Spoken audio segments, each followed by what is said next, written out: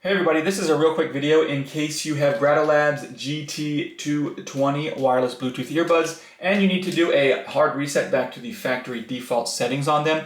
You're going to want to do this factory reset for one of two reasons. The first one is troubleshooting in case these earbuds are not pairing with Bluetooth or they're not syncing or not connecting to your phone or other device, or if you're only getting sound out of the left ear or the right ear so that one of the earbuds is not working. A factory reset will fix a lot of those issues.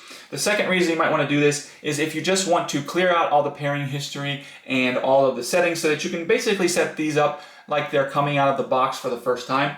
We can go ahead and do this really easily on these earbuds. All we need to do is put them in the case as shown here, and they will automatically disconnect, turn off, and start to charge. So put them in your case, give them a couple seconds, and then once they're in there, we're just going to come in here, and on the left or the right, it doesn't matter. We're just going to come in and do a triple tap on one of the earbuds. We're just going to go like this. Tap, tap, tap.